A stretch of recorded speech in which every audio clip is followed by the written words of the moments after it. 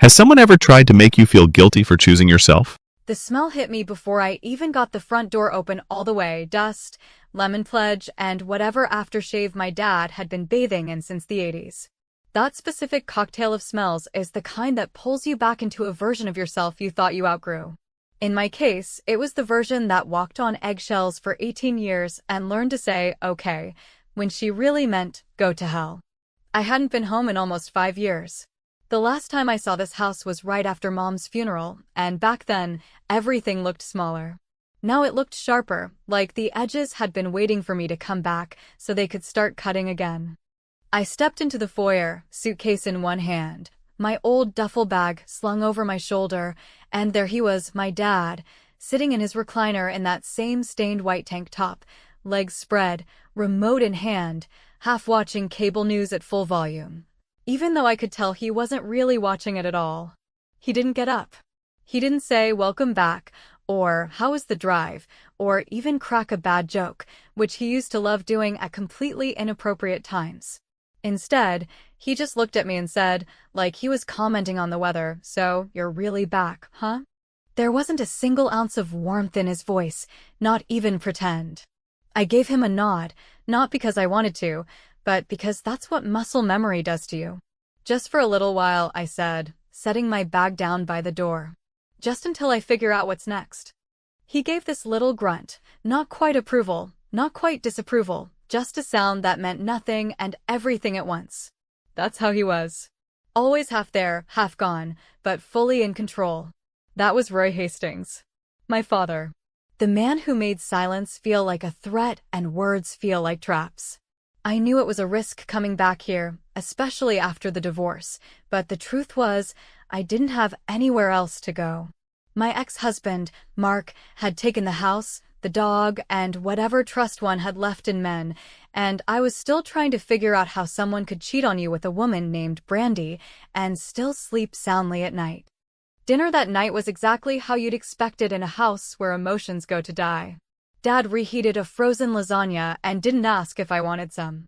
I poured myself a glass of water from the old filtered pitcher, and we ate in front of the TV, forks scraping, jaws working, eyes glued to something neither of us cared about.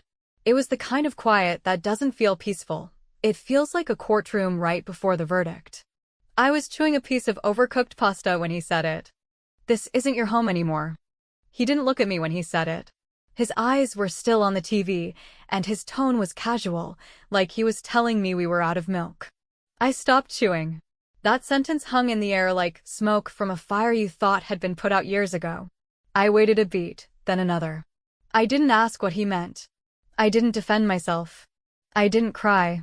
I just nodded once, slowly, like someone accepting a sentence they already knew was coming. Because the truth is I knew. I knew the second I pulled into the driveway and saw the porch light was out, the one Mom used to leave on no matter what, even when I was away at college or living across the country. I knew it when I noticed the garden had gone to hell and her wind chimes were missing from the back deck. This place wasn't mine anymore.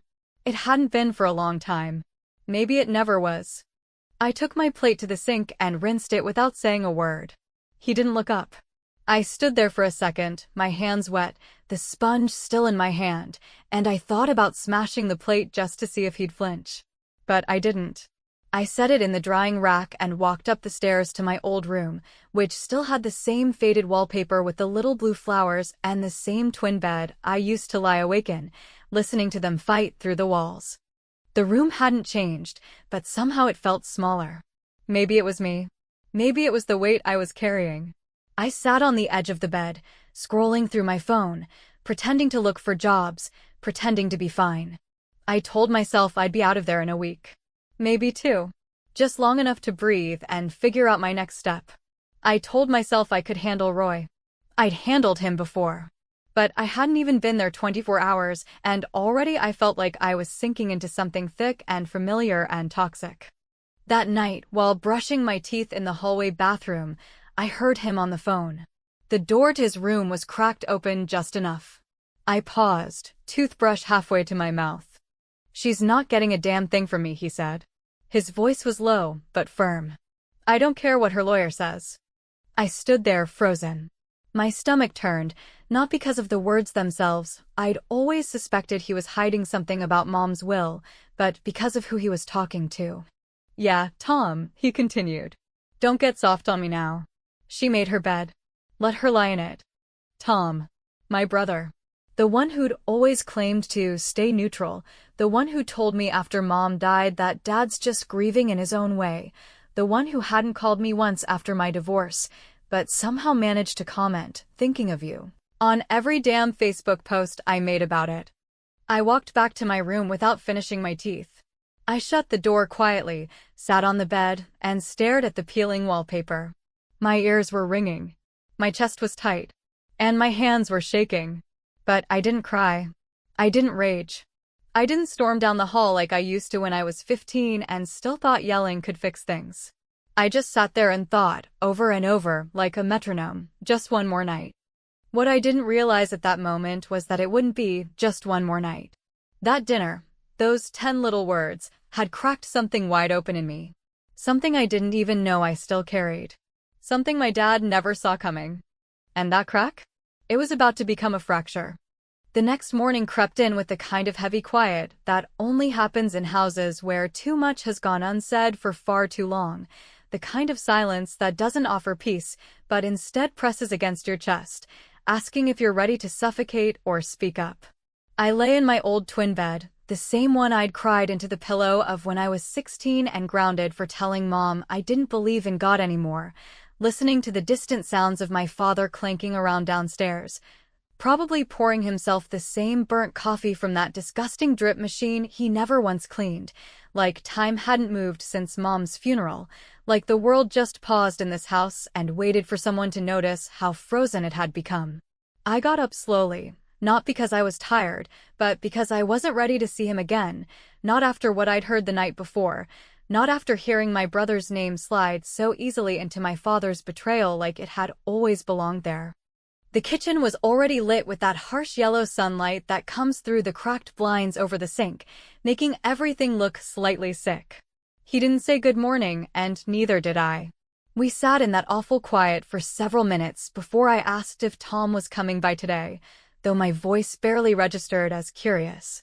He grunted in that way he does, the non-answer that used to mean yes when we were kids and now just meant, I don't owe you a damn explanation. I nodded, stirred sugar into my coffee even though I didn't want it sweet, and waited.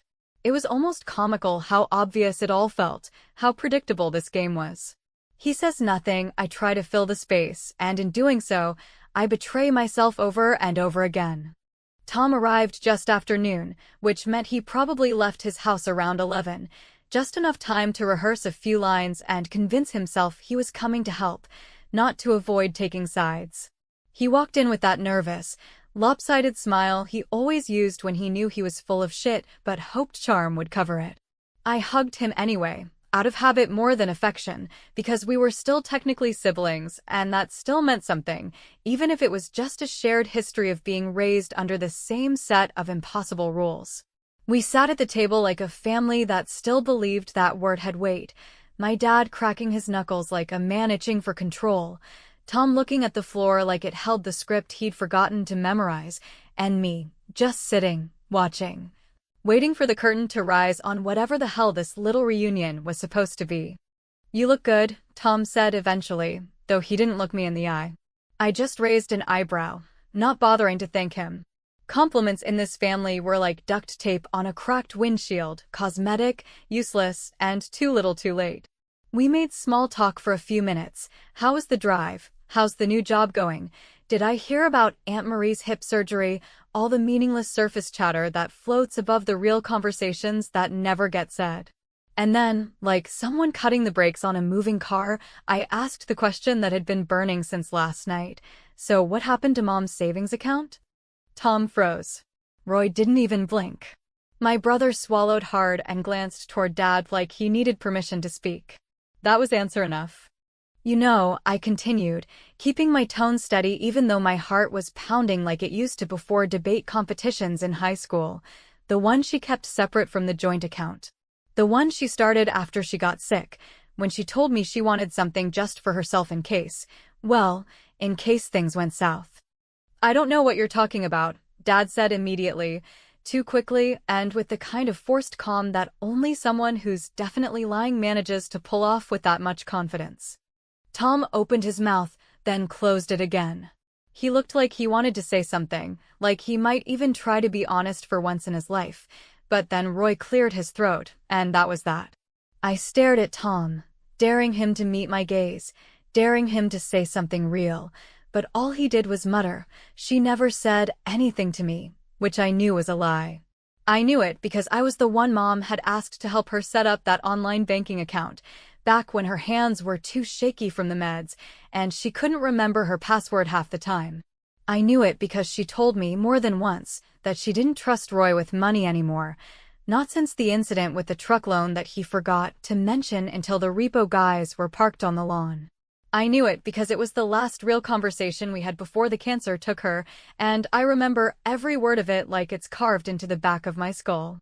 I stood up slowly, gripping the back of the chair like I needed to anchor myself, and said, with more steel in my voice than I even knew I had left, "You don't get to rewrite history, Dad.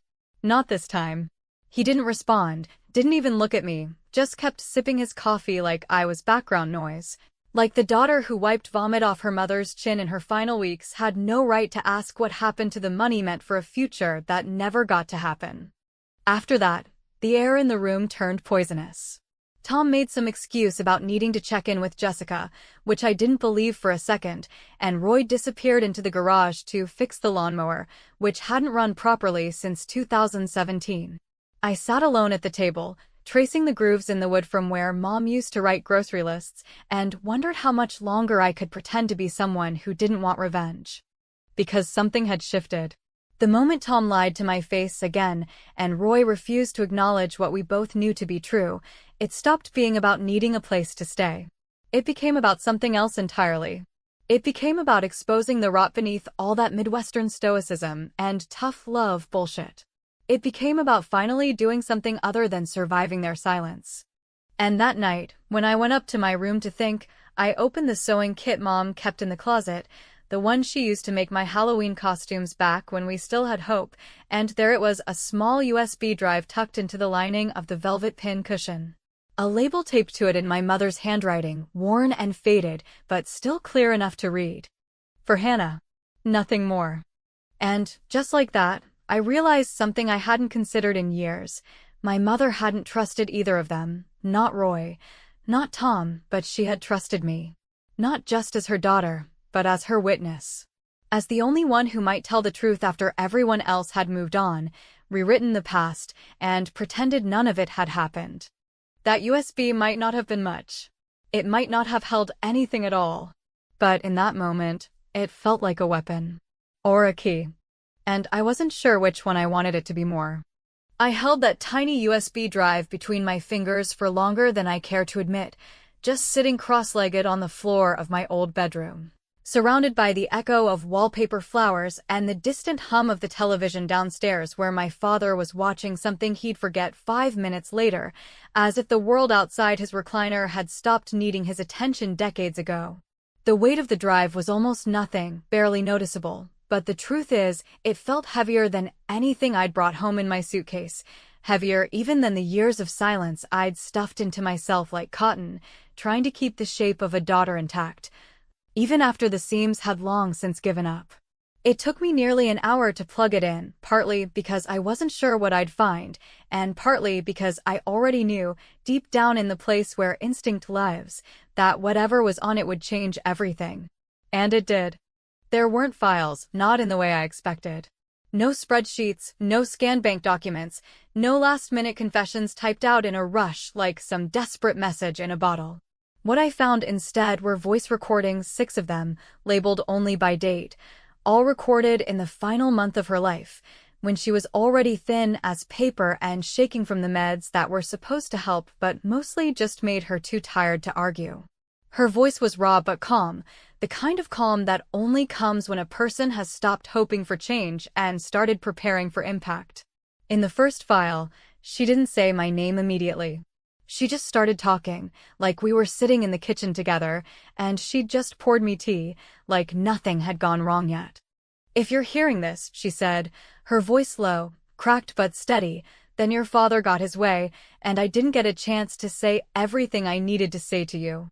I froze, hands clenched tight around my knees, because I recognized that tone: resigned, controlled, exhausted.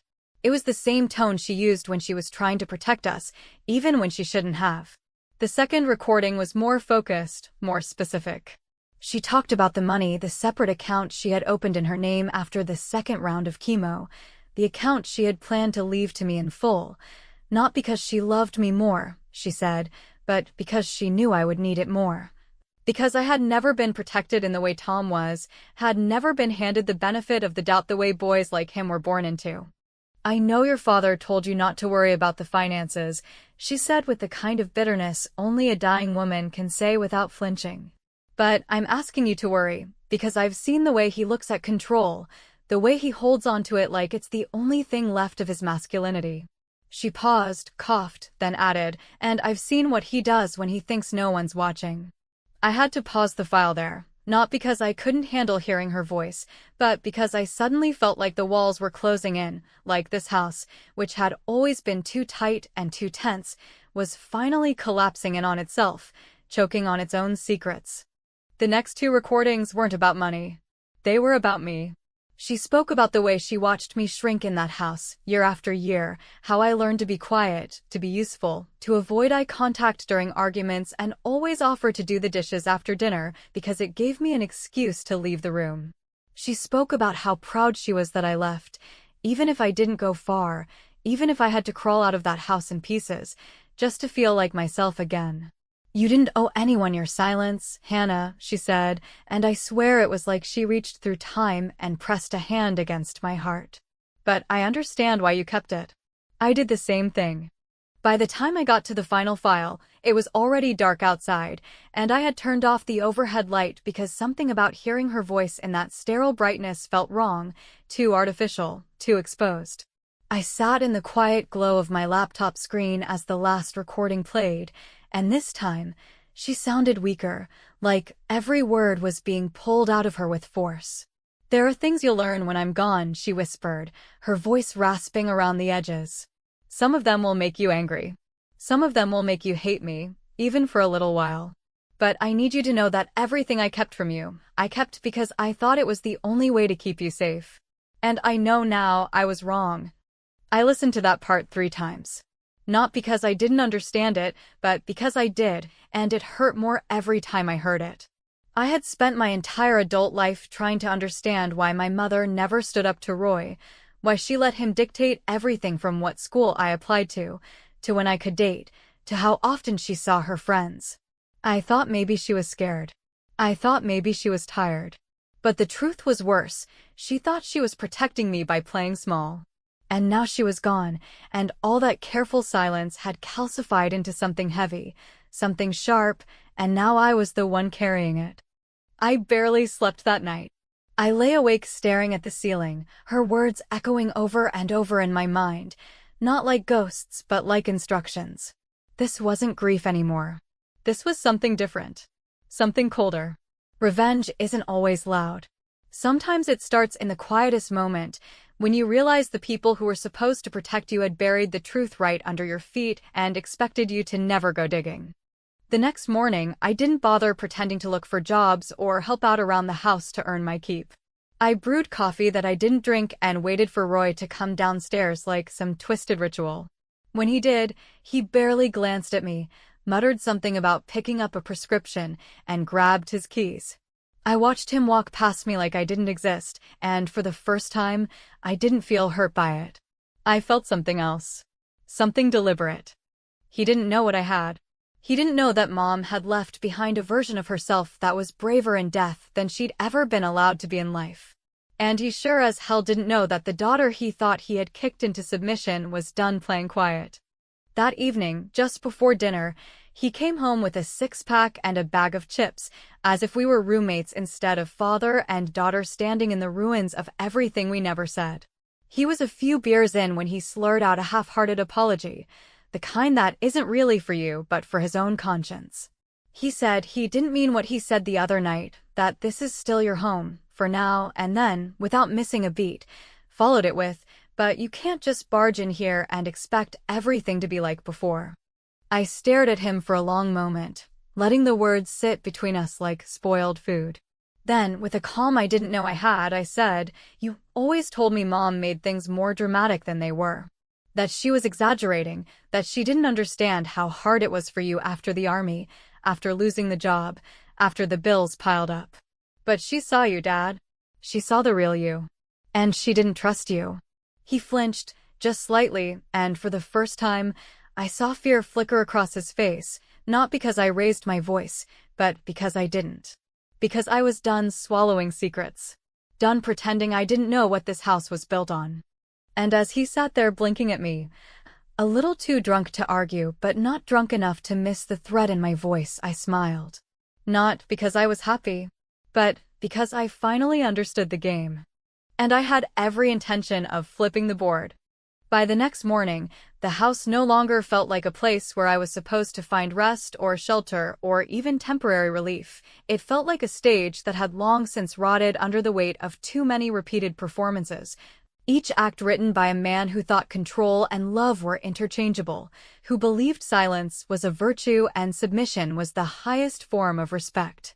I woke up early, not because I needed to, but because sleep had become almost impossible in that suffocating atmosphere where the walls seemed to absorb every word never spoken, where the air felt thick with the ghosts of past arguments that had no resolution, only quiet, bitter retreats.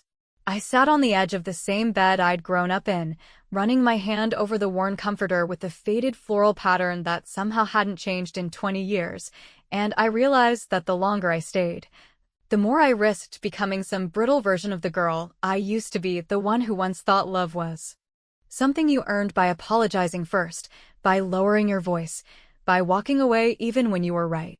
Downstairs, I could hear Roy clinking dishes in the kitchen with the kind of unnecessary force that made everything sound like punishment. He always cleaned like it was a demonstration, like the act itself proved something about his worth or his strength or his inability to say what he actually felt. I knew he wasn't expecting me to stay much longer, and I knew, too, that he wouldn't say a word about the recordings because in his mind, if he didn't acknowledge them, then maybe they didn't exist, maybe they couldn't be used against him. Maybe I was still the daughter who could be guilted into backing down. But he was wrong. He didn't know that the Hannah who had once cried in the driveway when he forgot her high school graduation had died a quiet death years ago, and in her place was someone colder, someone sharper, someone who no longer believed keeping the peace was noble. So I got dressed slowly, choosing not comfort but control, pressed jeans, a crisp shirt, my hair pulled back, no makeup, no softness, just clarity, and by the time I came down the stairs, he had already opened a beer, though it wasn't even noon, and was staring blankly at the television like he had been all week. He didn't look at me, didn't comment on the hour or my appearance or the bags I had stacked by the front door. He just muttered something about Tom dropping by later and flicked through channels like each one disappointed him in a different way. And for once, I didn't fill the silence. I let it stretch, let it thicken, let it become the uncomfortable weight it was always meant to be. "I'll make dinner tonight," I said, finally, with a tone that sounded more like a statement than a question. "Your favorite. Roast beef with carrots. Just like Mom used to make." He blinked at me then, actually turned his head, clearly surprised, though whether it was because I offered to cook or because I brought up her name so casually, I couldn't be sure. He gave a half nod, clearly suspicious, but not enough to say no. "Fine," he muttered, as if generosity from me was something to be tolerated, not appreciated. I smiled, not warmly, but politely, like a nurse checking in on a patient who had long since passed the point of recovery, and walked into the kitchen, rolling up my sleeves. Cooking in that house again felt like stepping into a version of myself I'd buried and left behind, a young girl desperate to please, measuring out ingredients with care, trying to earn praise with every bite. But this time was different. This time, I wasn't feeding him out of obligation or love. I was feeding him for the ritual, for the message, for the poetry of it all. As the beef browned in the Dutch oven and the carrots simmered in butter and thyme, I thought about the recordings again, about my mother's voice cracking near the end, warning me not to trust the quiet, to watch what gets swept under the rug when no one is looking. By the time Tom arrived, smelling like cologne and stress, the table was set, the wine was open, and I had arranged the plates just the way Mom used to, with the napkins folded into neat little triangles, the salt and pepper shakers lined up like sentinels. Tom gave me an awkward hug, glanced at the table like he didn't quite understand what was happening, then sat down beside Roy, who grunted something about smelling good in here. I didn't sit immediately. I poured the wine slowly, handed them each a glass, and then finally lowered myself into the seat across from my father, where my mother used to sit, as if I had inherited not just her spot, but her patience, her pain, and her unwillingness to leave things unfinished. Dinner was quiet at first, filled with the dull sounds of chewing and glasses tapping against plates. Roy mumbled something about the beef being not bad, which was, in his world, high praise, and Tom tried to ask about my plans once you're back on your feet, to which I replied, with a flat smile, I'm already there. They both missed the meaning, or pretended to, and for a moment I wondered if I was just talking to myself, like my mother must have done for years before she stopped bothering. But I wasn't done. As Roy reached for another slice of bread, I looked at him, not with anger, but with the coolness of someone who had already moved on emotionally, and said, I'm leaving tomorrow. He nodded without surprise, chewing. Good. Probably for the best. I let the silence settle again before adding, oh, and you'll need a new phone plan too. The fork froze halfway to his mouth. What? I leaned back, my voice calm, almost pleasant. The family plan. The one I've been paying for since 2012. It's canceled. Went through this morning.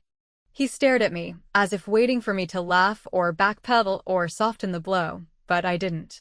I just watched him sit there, trying to process the fact that he had relied on me all these years in ways he didn't even notice, that, even as he diminished me, erased me. He was leaning on me like I was some invisible beam holding up the whole rotting structure of his life. Tom cleared his throat. Wait, you were still paying for that? I turned to him and said, not cruelly, but honestly, yeah. I paid for it when Mom was sick and you two couldn't figure out how to access voicemail. I paid for it because someone had to. And I never stopped. Because I figured it wasn't worth the fight. Then I stood, collected the plates, and walked into the kitchen without looking back. Roy didn't say goodbye when I left the next morning. He didn't come to the door. Didn't offer a hug or a wave or even a grunt of acknowledgement. He just sat in his chair, as always, beer in hand, pretending like nothing had changed, like I hadn't just taken back a piece of my life he thought he still had control over. But something had changed. And deep down, in that place even he didn't dare examine, I think he knew it. Because this time, the silence wasn't mine. It was his. The drive away from that house was quiet, not the kind of silence that crawls under your skin and waits to detonate, but the kind that settles into your bones with a strange, unsteady calm. Like the body finally exhaling after years of clenching against an impact that never stopped coming.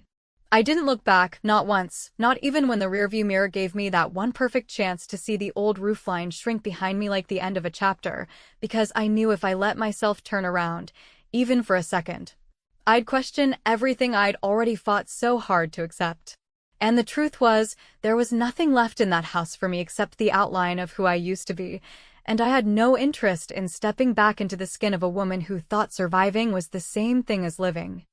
I drove for hours with no music, letting the roads stretch out in front of me like a clean sheet of paper, trying to focus on the rhythm of the tires on pavement instead of the memories that kept knocking at the back of my mind like an old tenant trying to reclaim the space. I thought about my mother, not just the version of her in those recordings, full of whispered warnings and quiet desperation, but the woman before that, the one who danced in the kitchen when she thought no one was watching, who told me bedtime stories that she made up on the spot, who brushed my hair with more patience than I ever deserved and held my hand too tightly during every doctor's appointment I had from 5 to 15.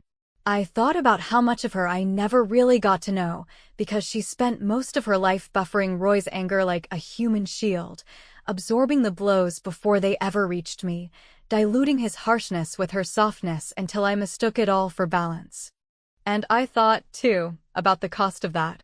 About what it does to a person when their identity becomes synonymous with survival, when every decision gets filtered through the lens of what will keep him calm or what will keep this house from cracking in half. My mother had played the long game of endurance, and in the end, she didn't win because endurance, on its own, is not freedom. It's just delay. It's deferral. It's the slow erosion of self, sanded down over decades until the original shape becomes unrecognizable. It wasn't until I pulled into the small coastal town that I'd chosen almost randomly, guided less by logic and more by a longing for something untainted by memory, that I felt something shift, not dramatically, but subtly, like the first breath after breaking the surface of deep water. The apartment was modest, sparsely furnished, quiet in a way that felt intentional rather than hollow. There were no sounds of drawers slamming, no heavy footsteps echoing down the hall, no sense that I was one misplaced word away from setting off a bomb I didn't build but had always been expected to defuse. I set my bag down by the window, opened the curtains, and watched as the ocean rolled in steady and unbothered, its rhythm completely indifferent to everything I'd left behind. That was the first time in years that I cried, not the quiet, controlled kind of crying I'd mastered as a teenager, the kind that could happen silently under the covers with a pillow stuffed into my mouth, but the full body, unfiltered kind that feels less like mourning and more like emptying out a basement you didn't realize had flooded. I cried for my mother. I cried for the girl I used to be. I cried for the years I spent believing that silence equaled strength and obedience meant love. And when I was done, I poured a glass of water, opened my laptop, and deleted the backup files I had made of her recordings. Because even though those recordings had shown me truths I needed to hear, even though they had exposed the rot that had quietly undermined every floorboard of my childhood, I knew that I didn't need them anymore, not as evidence, not as leverage, not even as memory. My revenge had never been about confrontation. It had never been about making Roy confess, or making Tom feel guilty, or dragging anyone into some courtroom of accountability that would never truly exist. It had always been about liberation. And that liberation came not from burning them to the ground, but from refusing to carry their weight one step further into my future. I didn't tell Tom where I was going. I didn't send a forwarding address. I didn't leave a note or a dramatic voicemail, or even a vague social media update that could be interpreted as a final goodbye. I didn't owe them a narrative. I didn't owe them closure. The very people who had demanded my silence for so long were not entitled to my story now that I'd finally found the courage to speak it, even if only to myself. Some endings don't require announcements. Some freedom doesn't come with fireworks. Sometimes, the most radical thing a woman can do is vanish from the life that tried to break her and refuse to leave a trail. A week after I settled into the new apartment, I found myself walking along the beach in the early morning, the sky still bruised with the last shades of night, and I thought about that final line in my mother's last recording. One I hadn't understood the first time I heard it, but that kept echoing in my mind in ways I couldn't ignore. She'd said, sometimes, peace comes after the storm, not before. And sometimes, it only comes when you're willing to leave everything behind to find it. At the time, it had sounded like metaphor. Now, standing barefoot in the sand with the wind in my hair, and no one waiting to ask where I'd been or why I hadn't called, it sounded like prophecy. The funny thing is, I don't know if what I did was right. I don't know if cutting people off is justice, or just another form of running. I don't know if my mother would be proud or heartbroken, or both. And I don't know if Roy, sitting in that same recliner with the broken armrest and the remote he never lets go of, even realizes that he lost me a long time before I ever drove away. But what I do know is that I don't feel like a daughter anymore. Not in the way I used to. Not in the way that required shrinking and pleasing and pretending that family means loyalty even when it rots you from the inside. I feel like someone who survived. I feel like someone who reclaimed her name from the silence. I feel like someone who finally, painfully, deliberately chose herself. And that choice? That choice was the ending I didn't know I was writing all along.